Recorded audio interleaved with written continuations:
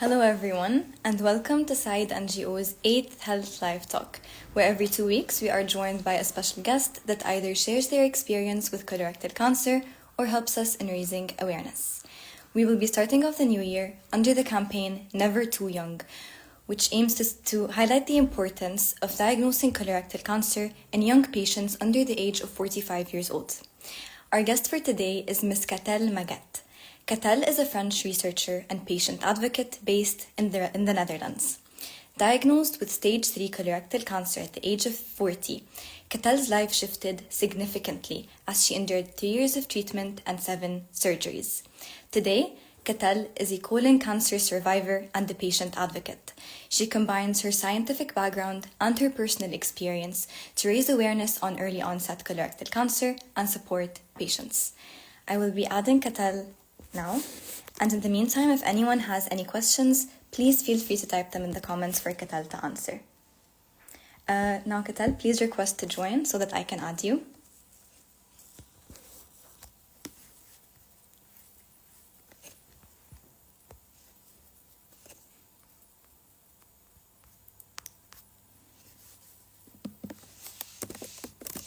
Just one moment.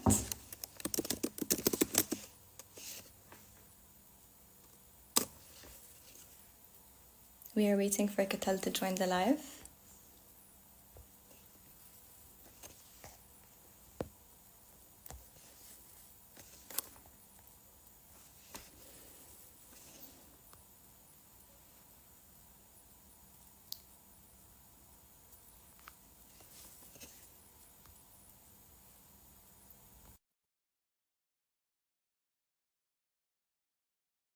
Right now.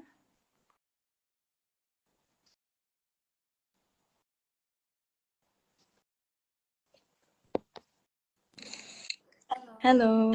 Hello. Thank you so much for being here with us today and for giving us some of your time. Yeah, thank you for having me and start 2025 together. Yes, hopefully it's initiatives like this that make a difference. So hopefully we're starting off the new year on a very good note. Madam Hannah Nimir is joining us from the US, and she's very happy that you're here with us today. Thank you for your time. So let's dive right in. Can you please start off by introducing yourself and sharing a little bit about your journey as a young patient, navigating a diagnosis that is typically associated with older adults? Yes, thank you very much. So I think you said already a few things about me. So I'm French. I moved to the Netherlands 8 years ago. So that's where also I received my diagnosis and where I was treated. I didn't know anything about colorectal cancer before being diagnosed. I really thought it was an old person disease, and I had symptoms for over a year. So I had belly pain, I had fatigue, I had changes in my digestion, and even when I had daily bleeding, the healthcare professionals didn't take it seriously. So I was told to rest, that it was just normal. I had a stressful life, that I was working too much. And it's so difficult. And it's finally my gynecologist who realized that there was really something wrong. And she sent me for an emergency colonoscopy. And that's where I was diagnosed with stage 3 colorectal cancer. So it was already advanced when I learned about it, which was, of course, such a shock. And this is why it's very important to always acknowledge the fact that it's not just 45 is the starting age. And there should be more information provided for people to be more aware that these symptoms could mean something else. So it's very important that you were able to be diagnosed at the end of the day, because some people it might have been too late for them to notice the signs, or they might have taken these signs as symptoms for something else. So Exactly. awareness is very important. Yeah, and the screening age, for example, is 55 in the Netherlands. So I would have had to wait 15 more years, which of course would not have worked. And I think that's really where people think that it's an old person disease, but it's really rising among young people. And I think that's also why I share my story, also to raise awareness. And speaking of this struggle in the Netherlands, coming to my next question, in your opinion, what are the most significant challenges that young patients face when navigating the healthcare system, especially in the Netherlands? Like now you're mentioning that usually it's at the age of 55, which might be too late for some people.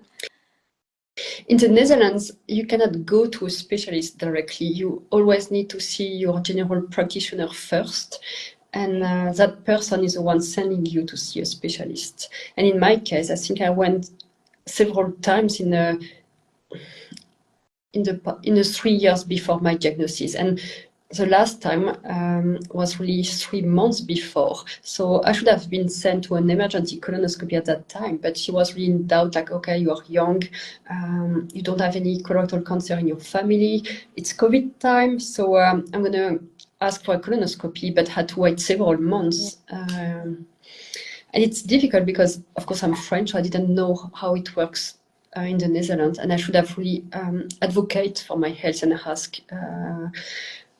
I should not have been waiting for several months to get the colonoscopy.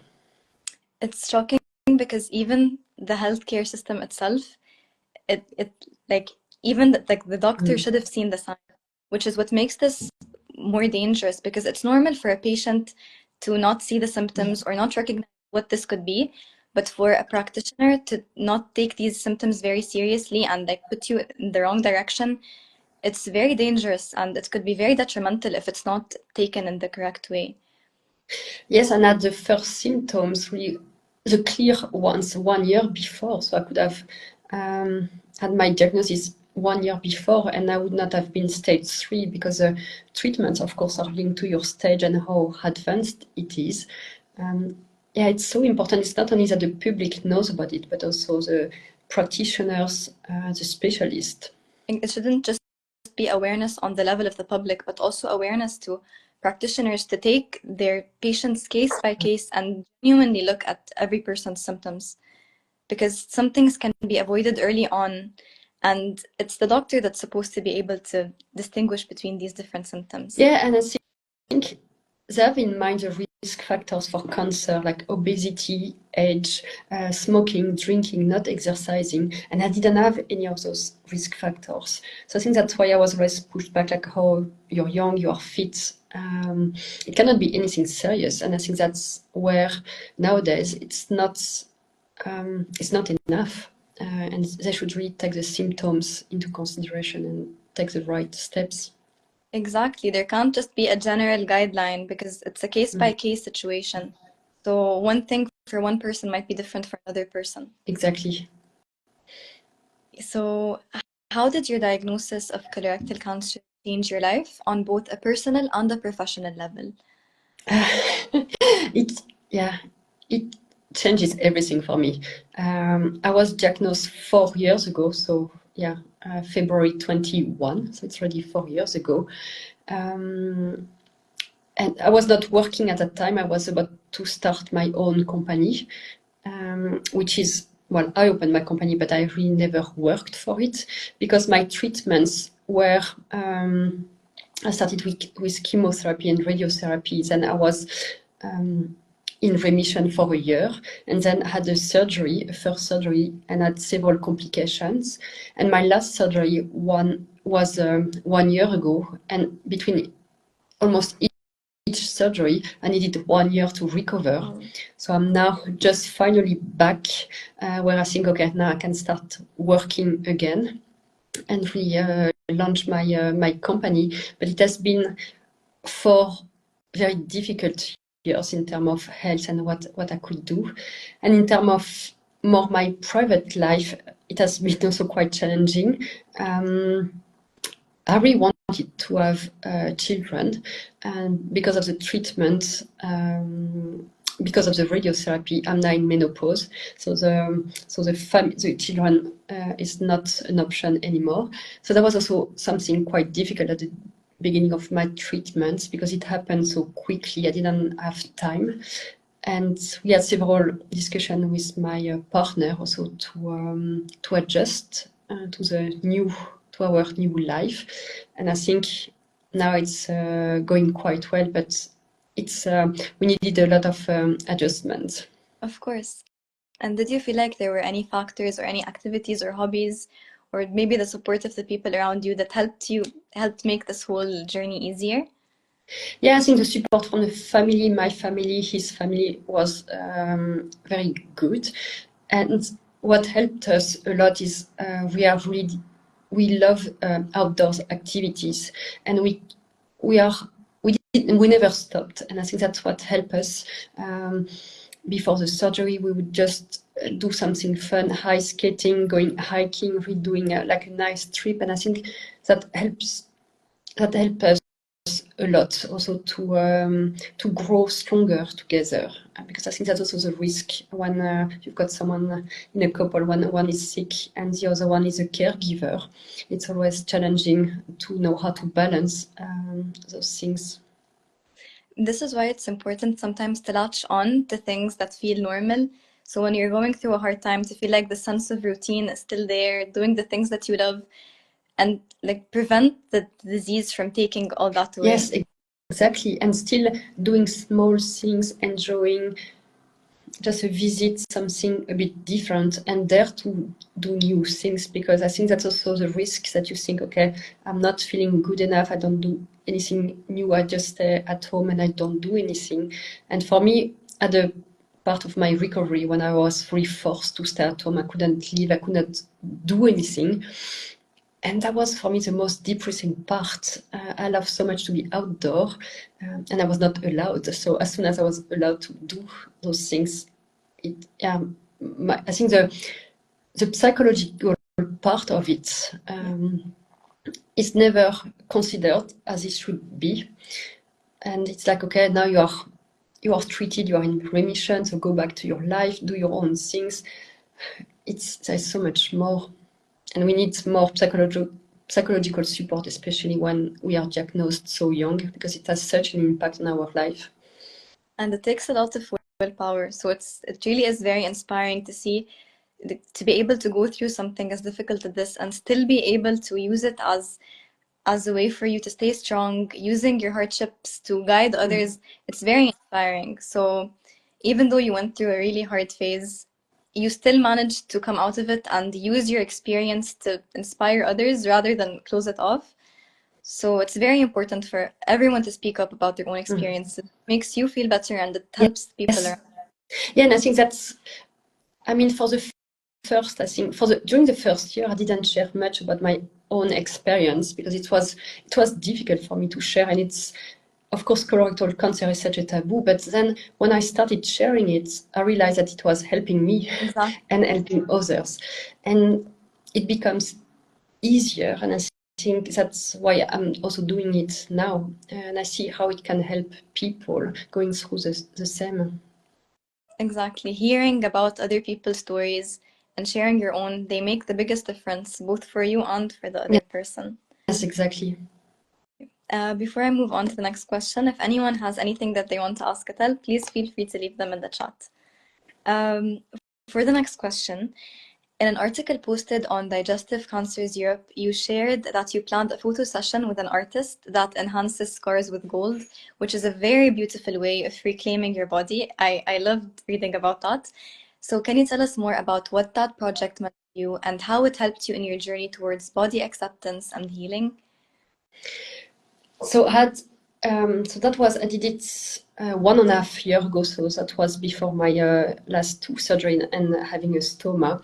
But even if I had minimal invasive surgeries, I still had the scars, and it was difficult for me to accept it. Even if everybody would tell me that they're beautiful, my surgeon was really proud of his work, and they are beautiful. They're really small, Yes. But it's not so much the size of the scars, it's more what it represents. And for me, it was also going through everything, and it was so difficult for me to accept my new body with the scars and everything. Because if you have, for example, breast cancer, it's visible. But then when you have colorectal cancer, you've got some small scar. And people don't realize how much you went through. And during that day, it was also about the goal, but also makeup and feeling feminine again, feeling myself. And it was a very intimate moment for me to reclaim my body and also to celebrate it. Yes.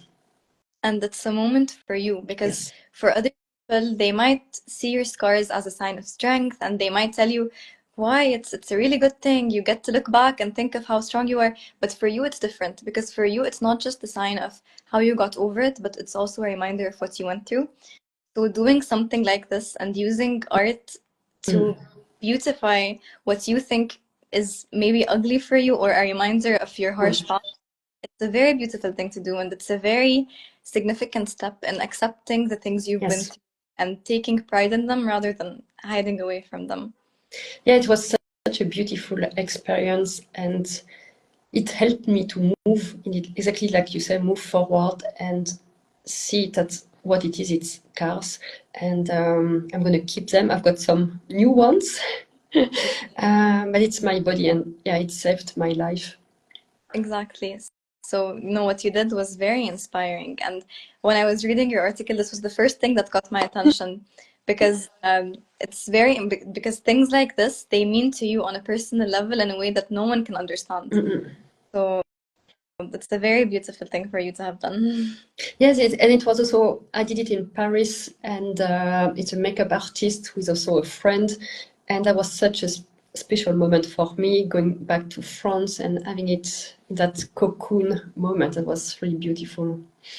And it's good to be able to be back in your comfort zone, to remind these scars don't define who I am. Exactly. So it's a very beautiful thing for you to have done. So because of your experience, you decided to combine, and you use a different approach for your research. So what advantage do you see in combining these data-driven methodologies with qualitative approaches like interviews and ethnography? So that's really my background. I studied applied statistics, and I worked in quantitative research for 15 years. And for me, it was all about data-driven, how important it is to build a case. But then the more I was doing it, the more I realized that if we don't have the inputs of the people who are concerned via interview or even just by observing them, then we miss something. And then we have the risk of building a questionnaire or a study which are not based on the need of patients. And that's really where I like both approaches, and they are very complementary. And I took part also during my treatment in 2 clinical trials about also how to improve treatments. And when I had to answer the questionnaires, I was really shocked. It didn't really, I didn't know how to answer the questions. I was like, it doesn't really reflect my problems. It doesn't really reflect what I would like to do and the impact. For example, I remember the first one was about physical strength, and the questions were like, "Are you able to do your food shopping?" And I was like, "Well, I was a former weightlifter, so food shopping is for me it's nothing. I want to go back to be able to go back to the gym, lift weights. I climbed the Kilimanjaro a few years ago, so when I'm asked, "Can you walk 200 meters, 300 meters?" I'm like, yes, I mean, if I would not be, yeah, so it's just like such a gap. And I think colorectal cancer is indeed still a disease for people who are 60 plus or in their 70s. So the physical conditions are not the same, but as there are more and more young patients, we should really look at the needs of young patients and where we start and where we are after the treatments and where we could be.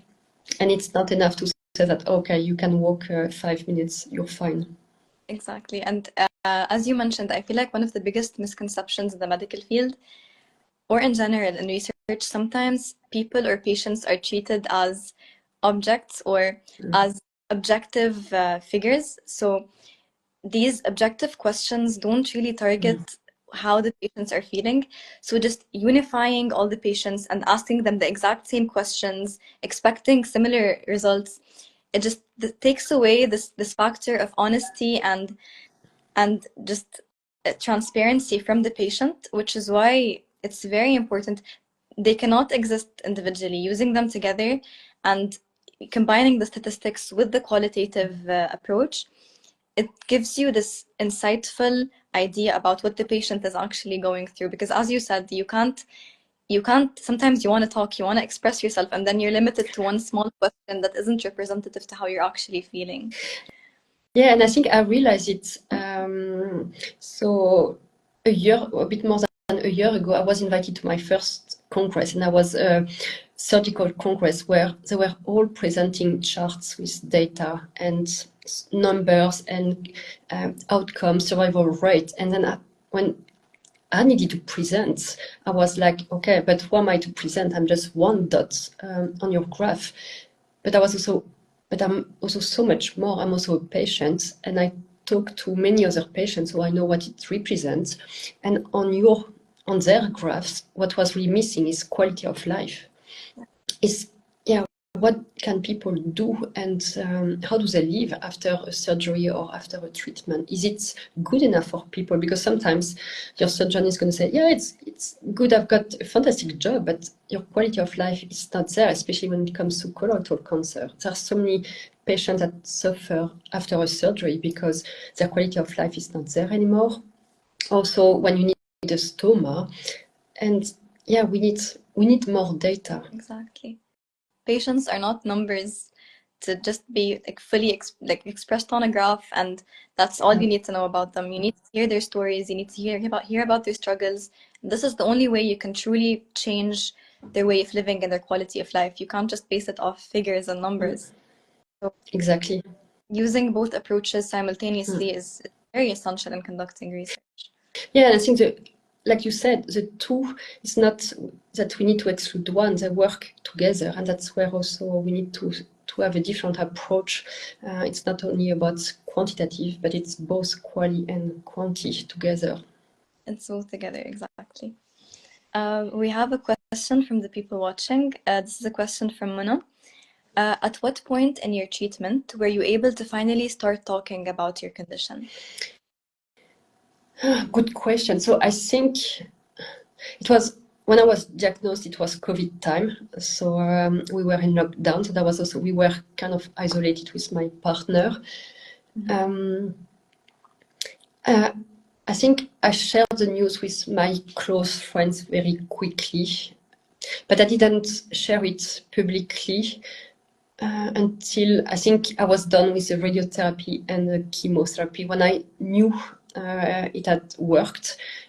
So I think I would say the first 3 months, I didn't share anything.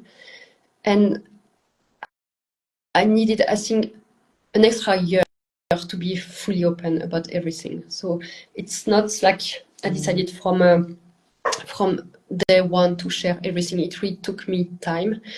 I think I needed to digest the news myself and to understand first what I was going through, and to know also that I was going to be okay. I think that was also where I realized, and I think when I first published it, also I realized how helpful it was for me, because it's so difficult. People don't understand why suddenly you are gone from social life, or that you're not posting anything, and then you've got questions, and then it's super difficult to avoid those questions. And I didn't want to lie, and I think once I was able to be fully open about it, it was so much easier. And people come to me too when they've got questions too, and I think that's a good part.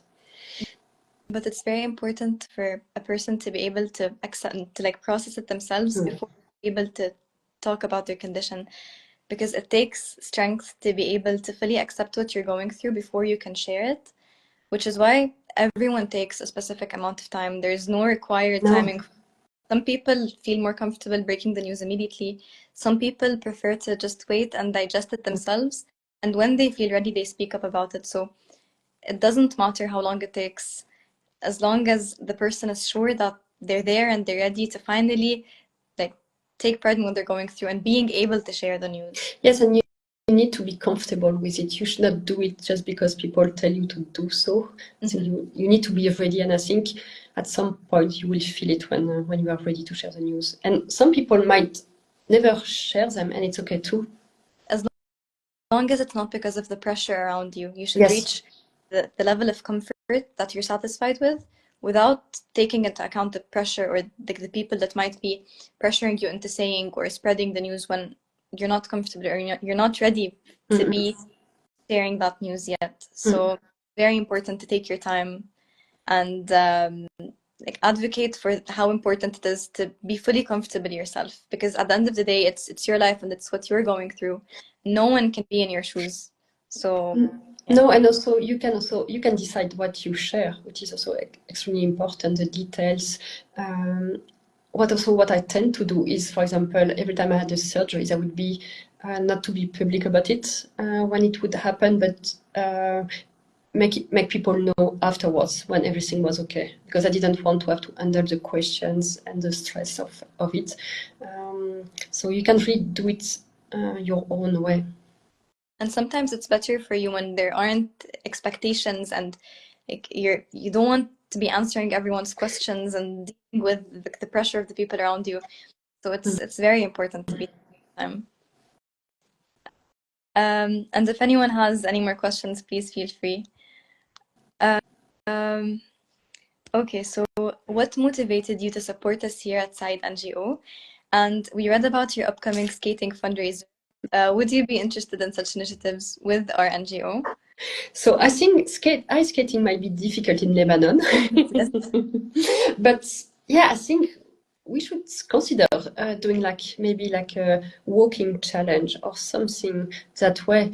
I think for me, I was really touched by Anna's story and by everything that Said NGO does for people in Lebanon, all the efforts, knowing the challenging situation of Lebanon.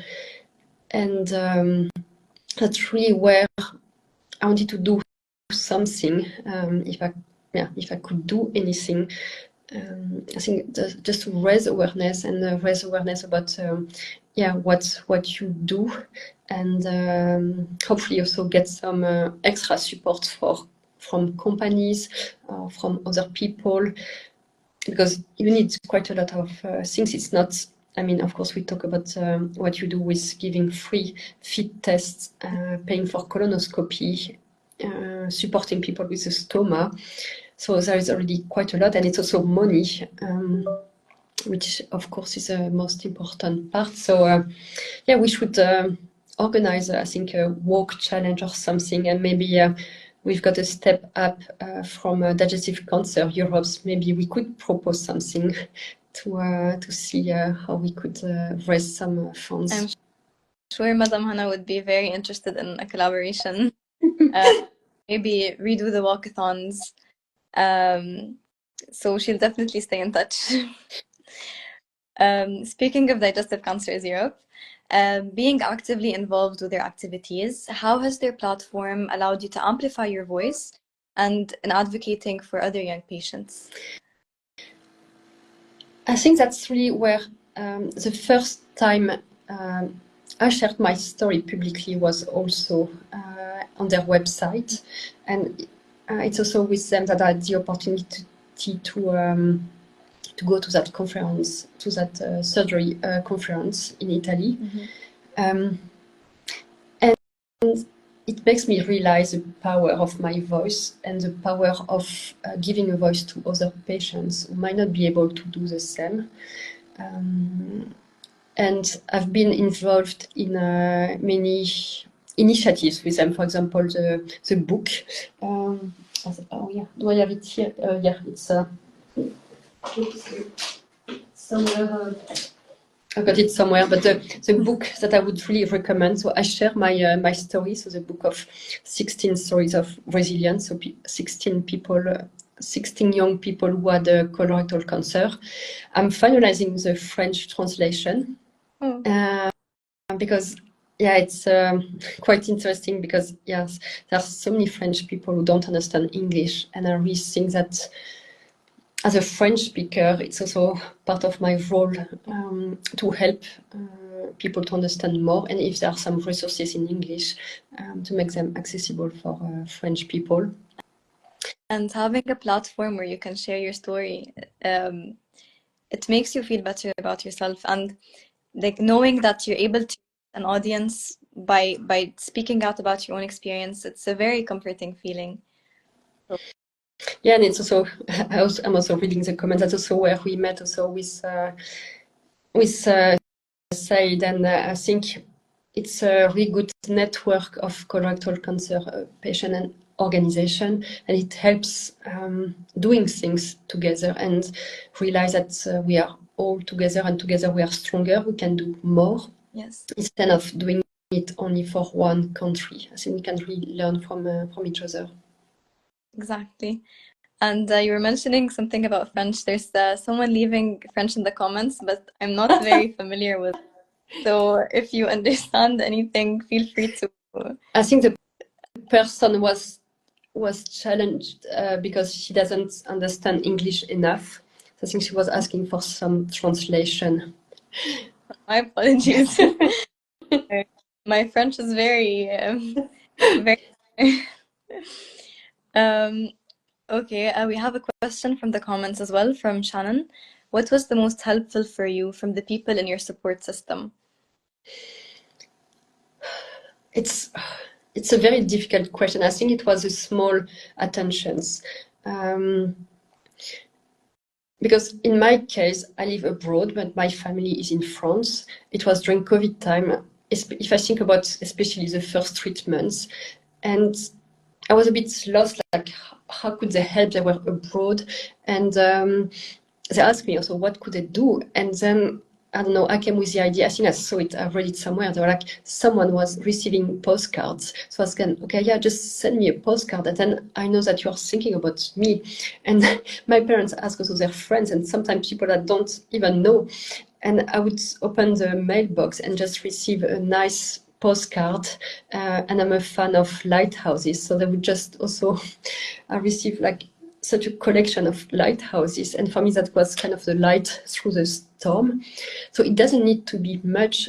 Sometimes just a small attention is enough, because you can't, exactly what you say, it's difficult for me to answer all the emails and messages, especially when I was not feeling good, and just knowing that people think of you, for me it was already a lot. And having a support system is very important during times like this. Not in a way that's overwhelming, but simply when they just tell you that they're there and they support Yes. you without pressuring you or overwhelming you. It helps you go through what you're going through at your own pace, and just knowing that there are people around you that support. And I think what was very helpful also, it was for my partner to get some help, because it's also very difficult for the caregiver to know what to do and to ask for help when it was needed. And I think his family lives nearby, and it was also super helpful just from time to have a visit, to have something, some food, just a cup of tea or something. Also for him to be able to talk about everything that he went through. Exactly. The person going through, the person supporting someone who's going through something deserves an equal amount of support. Yes. Because it's not easy seeing the person you love go through something difficult. It's as though the person is going through it themselves. Yes, and I think I hear so many stories of couples that don't get through the treatments or the after cancer, because it's very difficult. I think it's very important from the beginning to receive support as a patient, but also as a caregiver. Exactly. And there's someone asking about the name of the book you were going to mention. So it's on a Digestive Cancer Europe website. It's free to download, and it's called 16 Stories of Resilience. Or I don't have the exact title with me. I think I've got a book somewhere on my desk, because I've been working on it.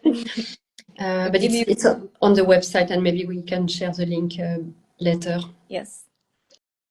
Okay, so for the two final questions, the Never Too Young campaign encourages young voices to be heard. So can you share your thoughts on why it's crucial for young patients to speak up about their healthcare experiences? I think the first thing I would like to say is we don't want to hear you are too young anymore. I think it's nowadays, knowing the situation, and it's a worldwide crisis with the number of cases rising.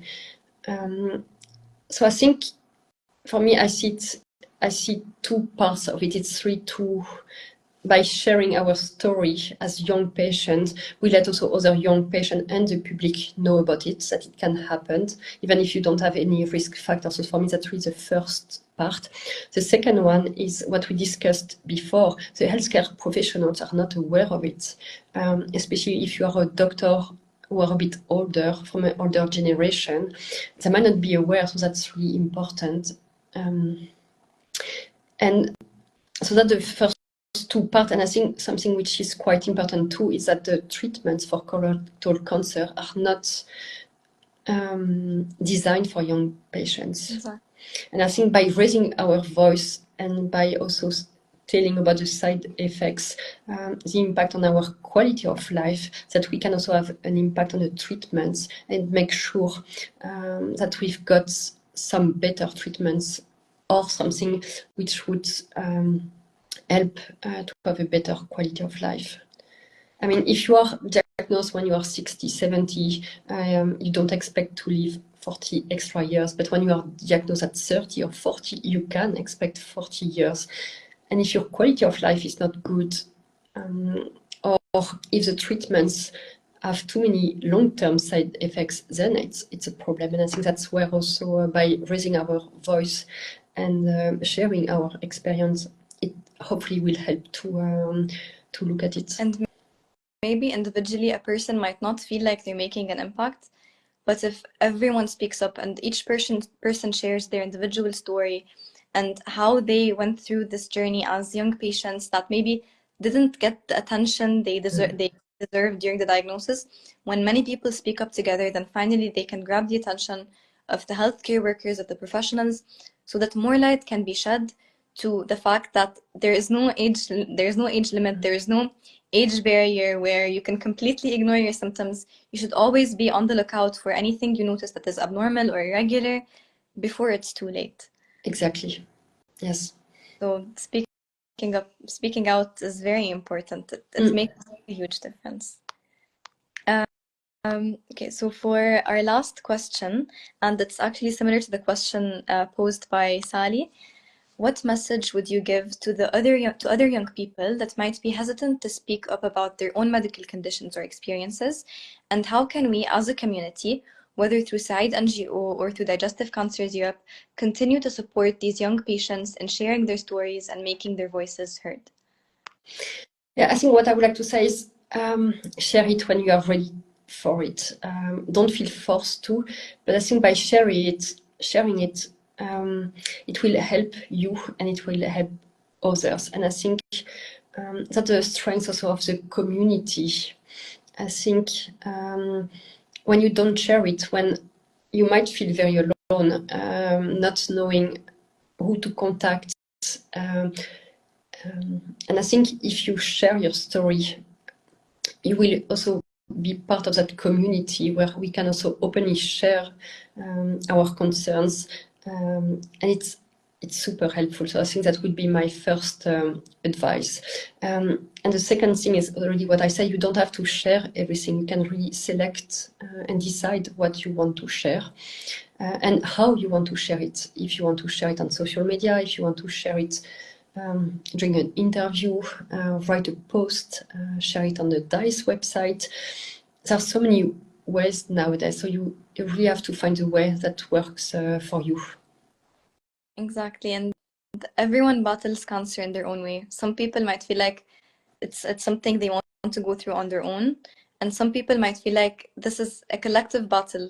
They want to share it with maybe people they love or other people going through their experience. So as long as a person figures out what's best for them and how they feel like would be the best way to overcome the disease, it's a very subjective thing, and each person has their own way of coping and adapting and going through it.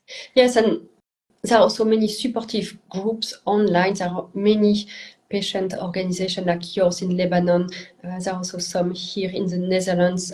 In France, we've got Mon Réseau Cancer Colorectal, which is also designed for people with colorectal cancer, where you can really chat with people with the same disease, and it's very helpful.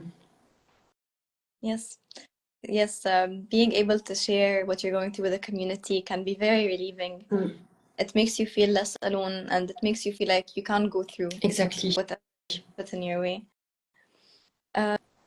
So does anyone have anything else that they'd like to ask Katell? Or Katell, is there anything you would like to add? No, I think we discussed already quite a lot. I think what Hannah would like is there are some key take-home messages. I think my message is colorectal cancer is really rising in young people. So it's very important to know the signs. Maybe we can talk about it. It's when you have some pain, abdominal pain, when you've got fatigue, when you have changes in your digestion that would last, when you lose weight, when you don't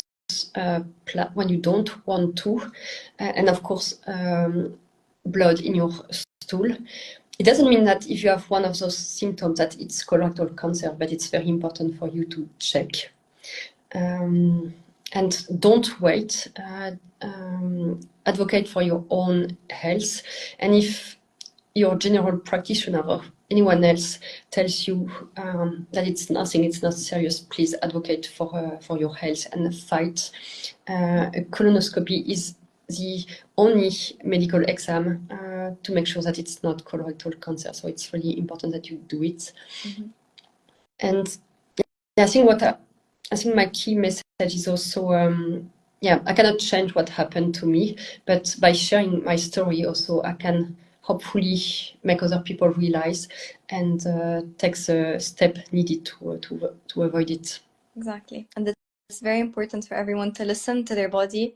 If you feel like something is wrong, even if a doctor is telling you that nothing's wrong with you, it's something very trivial. If you feel like there's something wrong with you, keep asking for help, because at the end of the day, you know yourself more than anyone else does.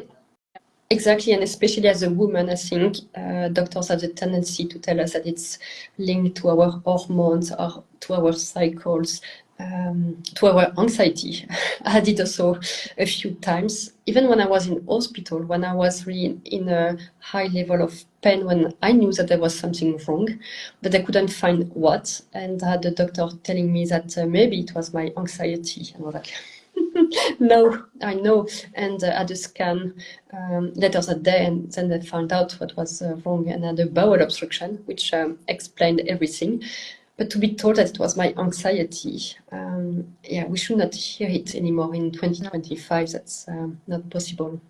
No, it's linking something as serious as colorectal cancer to something just because of one's gender. It's wrong on many different levels, from a health perspective, from a sociological perspective. So, as you said, it's very important to listen to what your body is telling you and take several opinions. Don't just listen to the first thing you hear. It could make all the difference in the world. Yes, exactly. And Mona's asking if there is a blood marker to look for. So there is one, the CA marker, but it's not precise enough. So it's not like you do a blood test and it will tell you if you have colorectal cancer or not. There are some guidelines. And for example, in my case, I did a blood test when I was diagnosed, and my level was under the limit. So meaning that if I would have done only that test, they would not have known. Most of the time also because you lose blood at some point, then you can have anemia, but it can be so many other things. So that's the difficult part with colorectal cancer. There is not one single marker. The only way to know if it is colorectal cancer is a colonoscopy. Thank you so much for your time, Katell. This was Thank you. It's always interesting to hear people's stories and just seeing how they got through it and how they're inspiring other people. So this conversation might have inspired people to look out for their symptoms and maybe talk to the other people that they love to stay on the lookout for any irregular. Yeah, and my last message would be, if you are at the edge of the screening, depending on where you live, please get screened. Do the FIT test because it saves life. Thank It's you my so much. final message. Thank Thank you so much for your time. We'll stay in touch. Thank you so Yes, much. thank you.